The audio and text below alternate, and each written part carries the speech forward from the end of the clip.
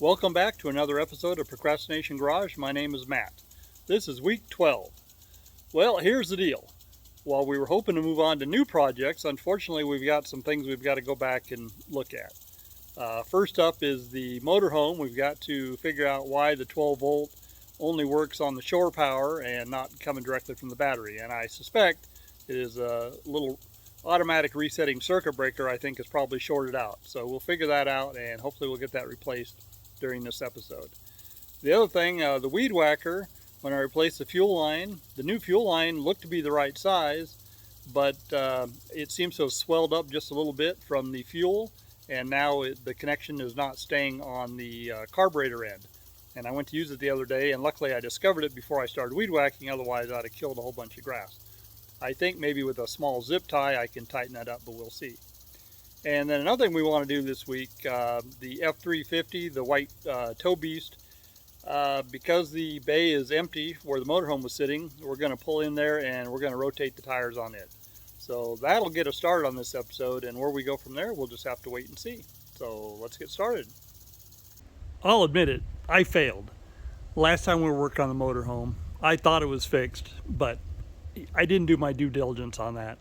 So what we ended up doing is we got 12 volt power back through the inverter, but we still didn't have the 12 volts coming from the battery like we were supposed to.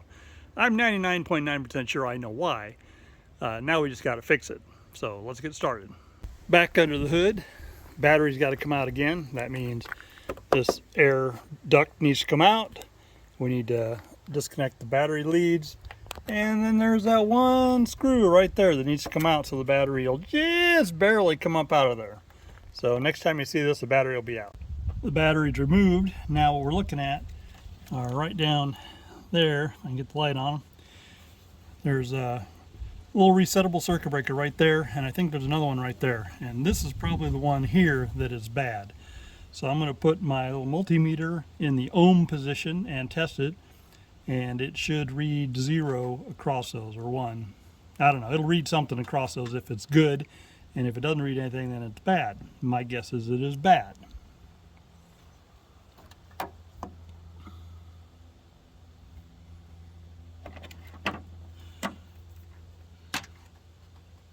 In preparation for this, I found that my multimeter had a dead battery and wasn't working. So in the process, I checked my other multimeter and it also had a dead battery, so I replaced both of them. So now I'm able to use the better of the two. So if I put the two leads together on this multimeter, you can see it's reading 0. Release the leads, it goes to 1. So in theory, when I touch them down there, if the circuit breaker is good, I'll have a reading of 0.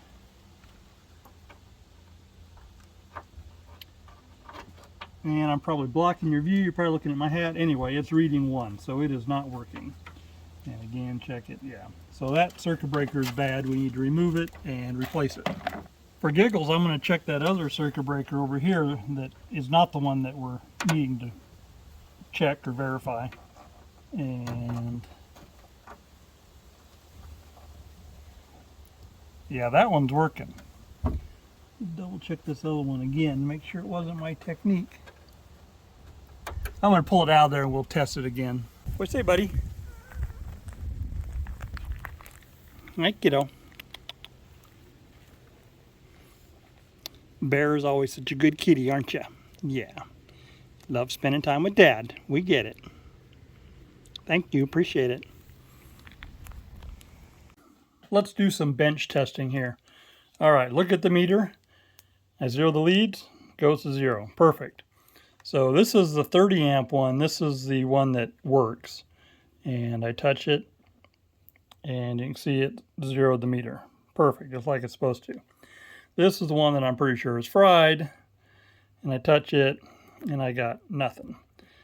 Now, granted, in theory, it could be a bad connection, but the fact that I go all around here, I can't get anything. There's nothing there. And I go back to this one, and with little effort, it goes right to 0. So the 30 amp one is good. This 50 amp one is bad. Now, this 30 amp one, apparently I installed this. I don't remember doing it, but this is for the stereo, and I recognize the wiring is mine, so I must have installed this one when I installed the stereo. And it was feeding off of this one. So main power was coming in to here, and then going back to the coach, and then there was also a wire coming off of, I think, this one that went over and fed this one, and this one was going back to the stereo. Regardless, this one is not critical other than the fact that I can't use the stereo on the coach battery without this one. So we're headed to the parts house. We're going to buy a new 50 amp one of those if they have it, and I might pick up a 30 amp if they've got it. I don't know. This one actually isn't looking too bad. I'll clean it up a little bit, and we'll keep using that one. So we just need a 50 amp one. So let's go to the parts store. That'll work. All right, there's a new circuit breaker. Let's test it real quick, make sure it's good. Perfect, just like it's supposed to. Now the other thing we need to do, you can see the mounting holes are kind of on the small side. That needs to fit in there. So we're going to drill those out, and that way we can screw it back into the motorhome.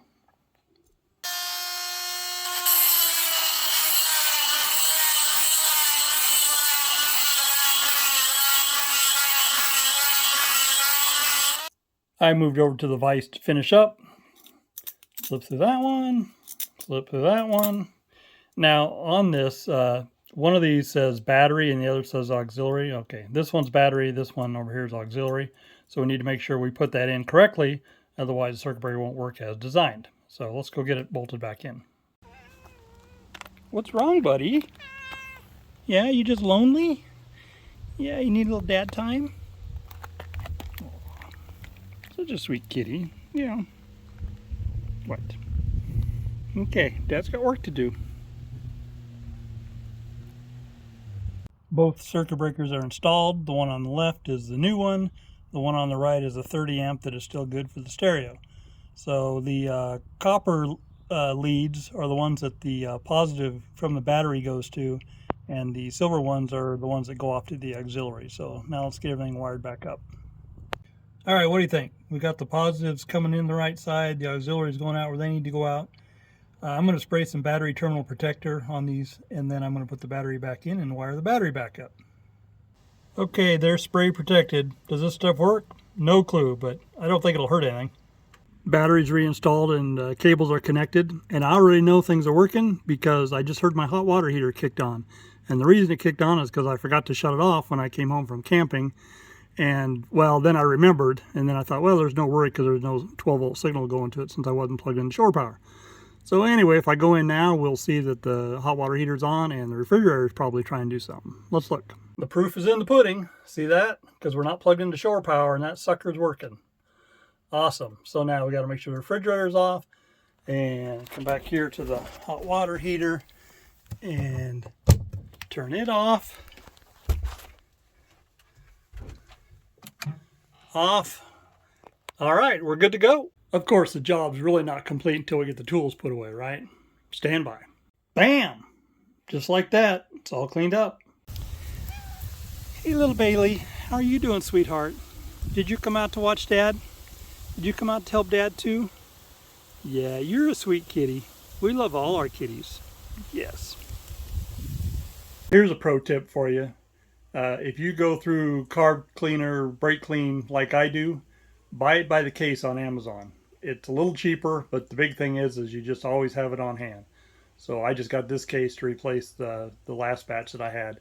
And the case lasts a long time, but there's nothing worse than running out of brake clean when you're in the middle of a job and you don't have any on hand. So this way you always have it as backup. Here's the problem with the weed whacker. You can see right there, that's the fuel line coming in, or where it's supposed to go in. This is the fuel line. And when I put it on there, I mean, it really is just a sloppy fit. And you know, part of it may be the fact that I made it a little extra long so it could snake around and not bend, and now it's just wanting to pop right off. So that could play into it. But regardless, it just is too loose of a fit. So what we're going to try is we're going to try and put at least one zip tie, maybe two, and get them tight enough to where it won't just slip off. So let me do that, and then I'll let you know how it goes. I decided I would have better access, so I went ahead and removed this little air filter thing and loosen these and pull this back off again. Little air filter housing is off, and I put the screws back in there, bolts back in there to keep it located while I use the zip ties. I've got one zip tie on there. I was trying to get a second, but there's not quite enough room. It keeps popping off. This one seems to be working though. If I I'm tugging on it right now, and it's not moving. I mean, before it was just jumping right off of there, so we'll give that a shot, and I'll just keep a close eye on it.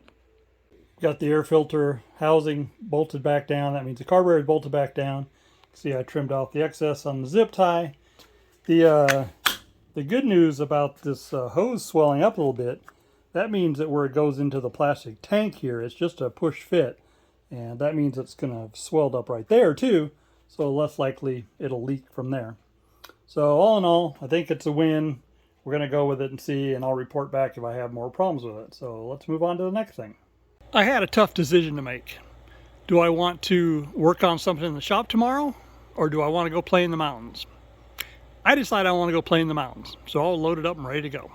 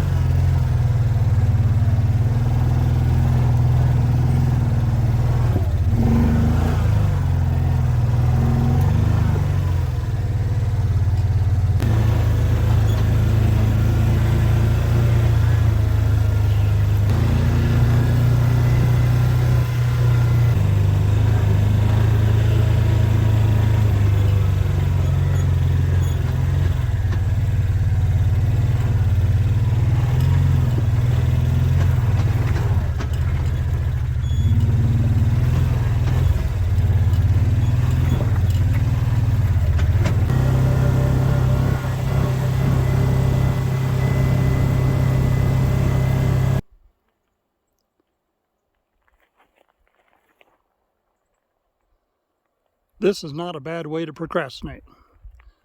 That's Matt Rainier over there. The goal is to be getting rid of stuff in my shop, but this little love seat here is kind of doing a boomerang. This was in my daughter's apartment. She just upgraded to a larger sofa, and so this thing is coming back home. Don't want to get rid of it, but need a place to stash it. If you hear some noise in the background, it's because I'm running sprinklers today. Since today is mow the rental day, we need to move this out anyway, so this will give us a place to unload the love seat. Are you like me and do a lot of stuff by yourself? If so, these Harbor Freight dollies come in handy, don't they?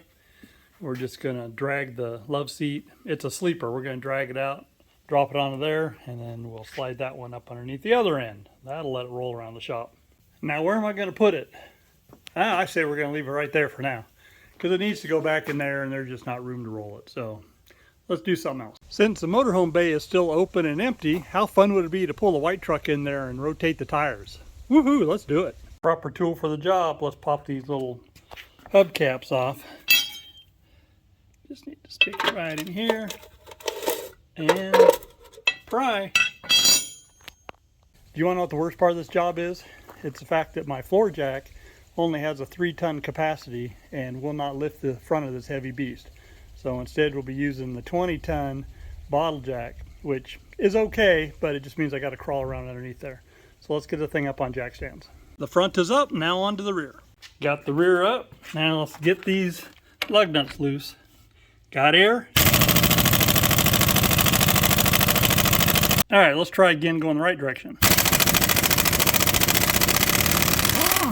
There we go.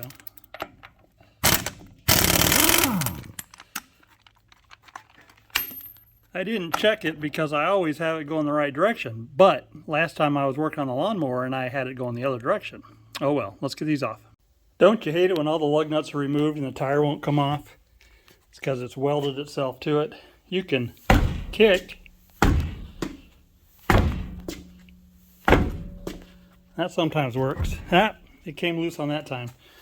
The other tool of choice is a baby sledgehammer or a full-size sledgehammer, hitting the tire from the back. How are you doing, buddy bear? Yep, project wouldn't be complete without Bear hanging around. You're such a sweet boy, aren't you, Key? Yeah. The left front is putting up a fight, so we're going to take the baby sledge to the back of it.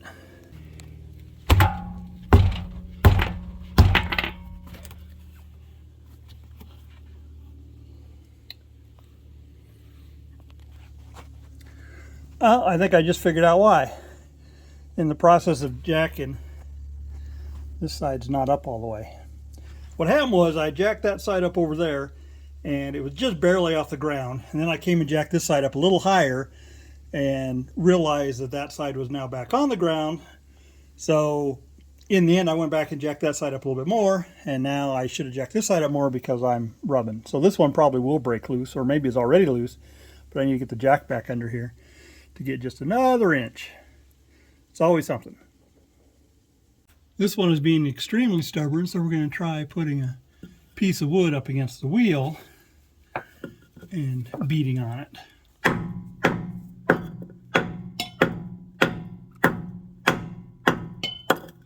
Of course, you guys are kind of right in the way. So, okay, so you didn't get to see it, but it's broke loose. All 4 tires are off. Toe beast looking a little weak right now. Getting ready to put them back on. The way to rotate them, the way I rotate them, the rear tires come straight forward, left front goes to right rear, right front goes to left rear. This is one of the front tires. You can see there's just a little bit of unevenness here, but overall these things are wearing good. These things are wearing like iron, but for the cost of them they should. They were well over 300 bucks a tire. All 4 tires are just resting in place. I haven't put any lug nuts back on. Before I do, I'm going to give a little dab of anti-seize to each stud to help with the corrosion. Anti-seize is dabbed all the way around. 2 things I don't do. I don't use air when I put the lug nuts back. Instead I use this little 18 volt and I just do them fairly loosely. And then I do the final tightening with the factory lug wrench. And shame on me, but I don't torque them. I do my calibrated elbow check. You know what? I've been doing it for 40 years. It works for me.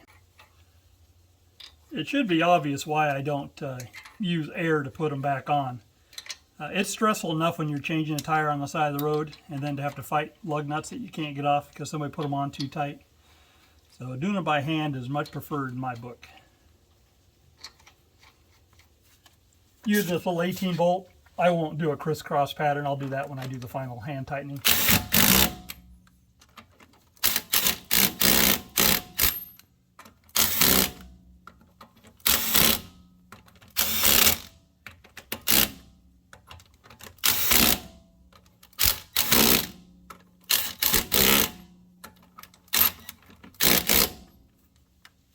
All right, now do the final hand tightening. Click. Click. And the final piece of the puzzle, putting the center caps back on. I always use a rubber mallet for this.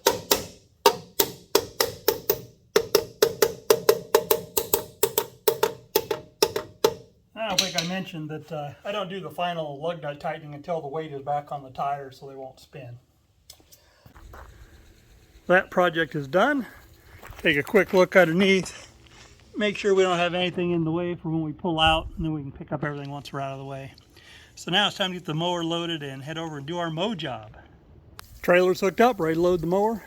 Of course, the mower is now trapped by the green truck, so we need to move that out of the way. And then we need to lock up the shop. We're here. Let's mow.